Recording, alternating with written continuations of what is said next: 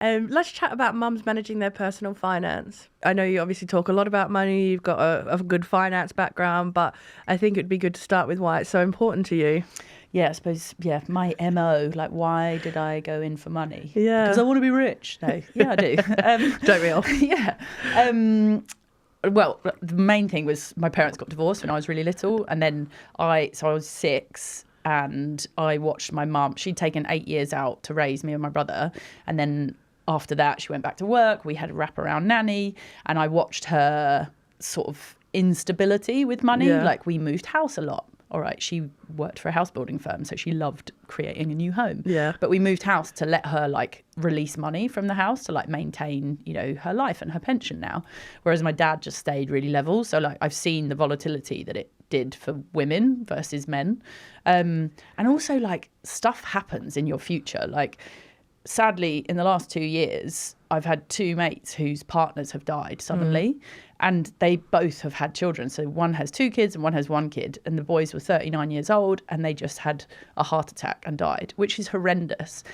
And I'm like, stuff happens now. We're in this age where if we don't understand about money, you don't know what's ahead of you. You don't know how you're going to feel. So you don't know what's ahead of you for health, for yourself, for your partner or your kids. So if we're not confident with money, how do we handle those really big things that are ahead of us? I also feel like it's just really important because I feel like, I haven't always handled money well at all. Me Do you neither. know what I mean? Like with ADHD, but I didn't realise the different kind of value it brought to my life since having a child. Yeah.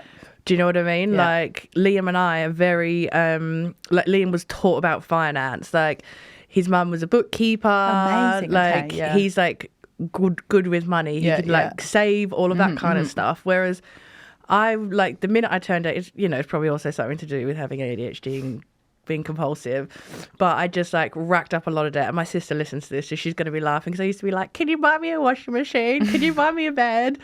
You know what I mean? So I just wasn't necessarily like really good with it. And I wouldn't say that my mum didn't teach me about it, but it just wasn't a thing that we were taught about. It just wasn't a thing that is done. Whereas I feel like now there's so much about like teaching people about money, about investment, and I feel like that wasn't done for us. Yeah. And when I packed up and just moved countries, my value for money continually is like, I have it, I don't have it. And when you don't have a kid, that's okay, right? You can have it, you can not have it, you can go on holiday, you can be broke for 2 weeks before you get paid again. That understanding is not there. Now I have a kid, sometimes genuinely it causes me crippling anxiety. Like starting a business, having to rely on my partner where I previously was like the higher earner. It's all just a bit of a shit show and crippling when you become a mum. Oh God, yeah. And it's so expensive now to do anything. It's really hard to do stuff for free with kids because all right, we live in London. You don't have to live in London, but there's so much on our doorstep here. There's so much for, amazing things you can do. But it's like, I can't spend another 40 quid every day on just taking my kid to get something to eat or taking them to a class to entertain them or whatever. So you have to be really creative with what you do with your kid. But also it's like, how do you manage your money? How do you feel like you are not left out of everything because everybody else seems to be able to do it, but actually they can't. They just show that stuff on social media. Yeah, 100%. And the rest of the time they're not doing it. And it's or so they've got easy debt. to think like that, exactly, isn't it? yeah. But you do have to, when you've got a kid, that was why before I had my son in 2022, I had 10k on a credit card, on 4 credit cards actually. I was a knob with money. Like I would spend, I would buy everything. That was me too. Yeah, exactly. Yeah. And then I was like, oh my God, I can't go into motherhood with this. Yeah. And so I had to get my shit together. And I did, luckily, because it was COVID. I could save money. I could pay off the credit card. Not everybody has that opportunity at that point in time. And if you go into motherhood, sometimes you've got to pay on your credit card for nursery, for childcare. Yeah. It's horrendous how expensive it You're is just now. borrowing from one pot to Exactly. like feed another pot. Exactly. Completely. Yeah. Yeah, 100%. What do you think is now that you've got your little boy? What is one money thing that you are better at now, and how did you do it? Do you know what it is? I would say like I'm learning, right? Because I'm in a position of starting the business, like I've just had a bit of a shit show with a part-time job that I was working, so trying to find more work. It's hard to do and learn with what you don't have. But what has radically changed in me is how I value money. Yes. And like what I see as important. Like this is going to sound like, I'm going to sound like such a cock here. But like I would just like spend so much money on candles because I loved the ambience in my house. Or like, you know, I think my idea of spending and what that value is has radically changed. Do you know what I mean? Like if I have something to spend, it's food or something for the house. It's, you know what I mean? Like or it's probably something gone for yourself that you'll treasure. Do you know what I mean? It's like the value not even of that. I've probably gone the opposite direction and gone, okay, like everything else first. Okay. Right. And then, and then me. Yeah. So I think I've understood that value and like, actually, do I really need to buy this? Whereas before, I just, well. Yeah. Yeah, of course I just need to have like 10 face creams. Yeah. Yeah. You know? I mean, look at that skin. But what I would say is it's kind of one of those sink or swim scenarios, isn't it? It's like you go from having a load of cash to having nothing for yourself because it's going on all the kids. If you wrap up starting a business and all of that at the same time, it's hard. Yeah. But I would say if you learn the simple money management stuff now when you've only got a fiver spare, when you get back up to having 5, 10, 20 grand able to like do stuff with, you will have the best money habits in the world. Don't think that you need to be rich to have good money habits. Do it with £5 and you will actually catapult yourself later. What would you say is like the like top tips for like if someone would say to you like, give me 3 things that can absolutely change my money habits, like to you, what would be the most important things? Get it out into the light is the main one. Like you have to see your numbers on paper. Like our imagination is the worst beast ever to us. And it is this like looming, terrifying thing in the background. If you don't get your money out onto paper and say, what have I got here? What do I spend? What do I need for the next 6, 12 months, whatever? Then it is, you always have much more anxiety about it. So the big thing is get it out on paper and do it with your partner if you're in a relationship, because that clarity shares the load between you and them. To get around people and talk about it. There's so much stigma attached to money and like shame. And I'm like, it's not shame. It's just this like made up thing. It's so like, true. Talk about it. Yeah. Find people to talk about it with. And it might not be your mates because your mates have their own ideas and stuff. You need to find people that are up for talking about it. We're called the mob. Because you need other people who kind of get it, who are like maybe a couple of steps ahead or a couple of steps behind, that you can like understand what they've done and how they've done it.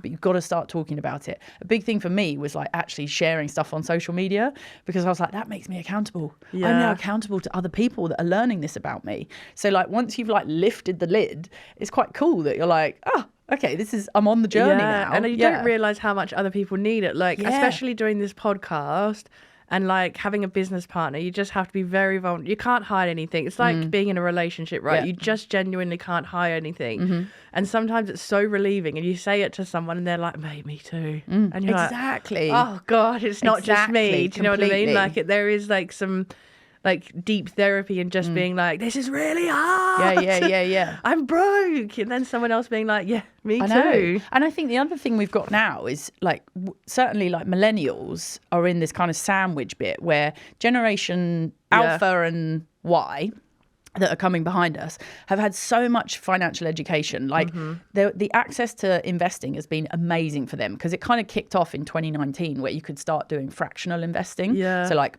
proportions of shares, not like whole shares. And then you've got like apps and stuff now. So you've got like the younger generation that are educated and that have been like going wild with their investing early doors, or it feels like that because of the loud voices on social media. There's still a whole generation or a whole cohort there. I don't know what the percentage is of people that don't have pensions, that haven't got salaries, that can pay themselves pensions or rent or whatever. So you've got loads of people that are like accelerating in investing in the younger generation. And maybe by the time they have kids, they're not going to be paying childcare the way that we are. Hopefully not. Like, we've got a double hitter of childcare at the moment. 2 kids before school. It's horrendous. I have nothing. And the kids are always sick. I know, like I'm paying you to get my child sick. God, I've just come out of 10 days of that. So you've got this like smash of childcare. You've got possibly aging parents. You've got house renovations, which are wild because if you did get on the property ladder, you certainly haven't bought your dream home. And if you do want to do something to it, like a new kitchen, it is bonkers how expensive that is now. Wow. So you've got pressures coming everywhere. But it feels like we might be the last people to get that, because if the government sort their shit out, they'll give the next generation childcare. And then you've got people that have been investing earlier, so they are more stable. But that doesn't mean we can't start. Like, just get going. Like, put £5 aside every month and learn to invest with it. Because if you don't do it with £5, when that doesn't matter that you lose it, you're certainly not going to do it when you've got an extra £5,000 or whatever spare. I think that the one of the hardest things is like putting it in and allowing it to sit there, right? Like, and that's not just for neurospicy people. That's for everyone, right? Like, say for example, you know, you're a single mum and you need to pay your phone bill and you've got £5 sitting in an automated investment account. It's just tempting to be like, I've got to take that. I don't really have a choice. Yeah, there's a strategy with kind of what to do with your money. And it's widely spoken about online. It is first pay off debt. You've got to pay off debt because that is the most expensive thing you will ever have. Debt owns you. You don't want to have that on your head. So prioritize paying off debt first. The second thing is have a like cash amount ready, which is roughly 3 to 6 months worth of your expenses, and you need that to be able to pull on quickly if something does come up. If something happens with your flat or your house or your health or your kids' health, you need to pull somewhere. And then you can start putting money aside into something that will grow, because if you don't have that emergency pot, you are then going to be pulling from other stuff and it doesn't make sense. But I'm in the camp of like, have your emergency pot that is, once you've paid off your debt, have your emergency pot. If you can afford to put aside £50, £100 a month, that is brilliant. Build that up over time. But from that emergency pot, take £5 and learn to invest with that, because you get used to the volatility. And once you've built up your emergency pot, that £5 a month hasn't really dented that pot. Yeah. But you have been used to this volatility that you see in financial markets, because you have to have stuff in there for 5+ years for it to really grow. And in 5 years, you might only have £500 in that investment pot, but you've got £5,000 or whatever it is in your emergency fund. So you haven't needed to dip into that emergency pot, but your confidence has grown over 5 years. So then you can start going up. Exactly, because otherwise it's this horrible like beast that like, oh my God, I'm going to lose all my money. It's like, well, no, because you've seen it over. And then when you have it all essentially like laid out, you're like, oh, I'm trying to pay off debt, trying to do this, try and do this. It just gets overwhelming to the point that you just revert back. It's like, get rid of debt first. Don't do anything but get rid of the debt if you can. And that isn't easy at all. There are strategies out there. There are charities that can help, like, go and do that first. Because once that load is lifted from you, you can actually act in a place of safety. Whereas when it's over you, it's terrifying. It is terrifying. And do you guys have some of this information out? Because I'm just thinking, right, like, we're obviously talking in the context of, you know, like, we've got partners, we're able to have support and maybe like put some of that extra money away and things like that. I'm thinking probably in the context of, especially raised by a single mother, like what that looks like for a single mother, because I can imagine that is, you know what I mean? Like a lot harder. The distribution is a lot harder. I can imagine they're always on, like, can be on the back foot. Do you know what I mean? So they're doing it all. And there's so much, there's no shared decisions, which having someone to like mentally spar with and be like, is this the right thing for us? The power of that and your mental health is unreal. So when you're a solo parent, however you've become a solo parent, whether that's by choice or, you know, XYZ has happened, you need people who get it. And we actually have a big solo parent cohort within the mob. And we had a free solo parent meetup where there was a solo parent coach who was a solo parent herself. We had like 20 mums come that were all doing it by themselves, and you can come and talk and meet other people. But the point is, you have to then take action afterwards. And because we are the place that, like, the mob is the place that we want you to keep coming back to and talking about these big topics, you then say, right, this is the thing I'm going to do this week. And you come back the next week and you say whether you did it.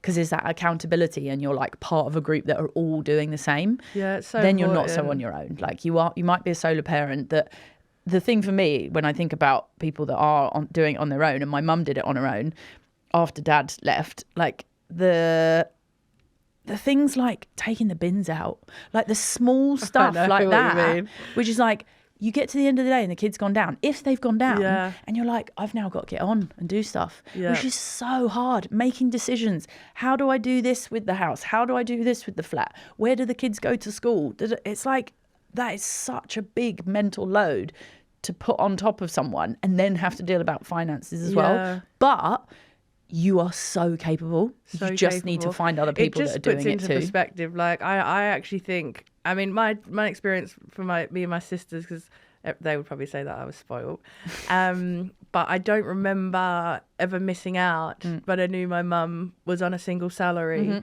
you know, so I just think what you guys are doing is so important. And I think for single mums, like, reach out and jump in and, do you know what I mean? Like, get your resources and things like that, because it is such a burden. Like, it can feel like such a burden and anxiety driver to like constantly be thinking about money and not yourself. And, you know, like it is, I think universally people would say it's one of the largest stressors. And then adding, you know, kids into that. Yeah. Like, finance is on the wheel of like the 8 elements of well-being. Finance is on there. And if you're not bringing it out into the light and taking action with it, it sits and it becomes this like metastasizing beast in your head that it's like, you've got to get it out there, you've got to lift it into the light and talk to other people about 100%. it, because otherwise it's awful. I remember someone once telling me that mold only grows in the dark. Yep. You know, and as soon as it's out in the sun, it starts to dissipate. Exactly. You know, it's quite a similar thing. Yeah. So let's recap our takeaway points. Just talk about it. Yeah. Get it out onto paper. Number one. Like, would you suggest doing that in like, or like trying to do it in a budget, or just like write it down? Like, even if it's in your notes. Exactly. Right. Yeah. Just get it out somehow. Get it on paper, because I think if you say, oh, put it into this spreadsheet, that can be scary for people. So however it is, put it out on paper. Yeah. We do also have a lot of free resources for mums. So budgets, we're going to be doing P&Ls and cash flows for people that they want to through the mob. So we've got it there. Perfect. But the first thing is just write it down. Write it down what you've got. Write down what you need for the next 6 months and see where the gaps are. Then you can start saying, okay, what am I spending on that I don't need? You can start cutting things, because unless you're looking at it, you don't know what those things are. And then, find people. Come and talk to us. Find charities. You need to be in the arena with the people that are taking action. Because I can imagine there is a lot of charities and stuff like that people can reach out to help with debt, or to figure out what's the best way to do it without further affecting credit ratings. Yeah, exactly. Yeah, you've got a few options there, and you just have to look at the scenario that you're in. And then thirdly, it's taking action. Like, you can't put your head in the sand with this stuff, because you're only going to get in a worse position. 100%. So you just got to do something, and talk to people is one thing, but then it's like, actually go and take the action behind closed doors. So cancel your subscriptions, put some money aside. You've got to pull back on things. It's a harsh truth, but it's like, if you've been... Parenthood makes you need certain spends, but you don't actually have to spend on other things if you really are hard with yourself. Like, you don't need to be having your nails done. I haven't had my nails done, and I would love them. Yeah, exactly. You don't need candles in your house. No, exactly. You don't need loads of clothes from Zara. No. Like, you don't... Like, I love Zara, and I love the quality pieces you can get from there, and I would love to go shopping. But I'm like, no, I do not need this. I've turned into the woman that only wears white T-shirts, grey T-shirts, and brown T-shirts. Because then they just go in the wash and off they go. I don't have the extra cash at the moment that I want to dedicate on that stuff. Doesn't mean I don't take care of my appearance, but it's like, you've got to be harsh with yourself to say, what can I do here? Yeah. Parenting aside, there are necessary spends there, but you have got other ways of cutting. Yeah. Amazing. Well, we will make sure that everything's linked up so that everyone has access to everything that you ladies at the mob are doing. And I think it's absolutely incredible. Yeah. I need to get myself down to the Notting Hill one, because it's right near my house. Oh, is it amazing? Yeah. It is right near my house.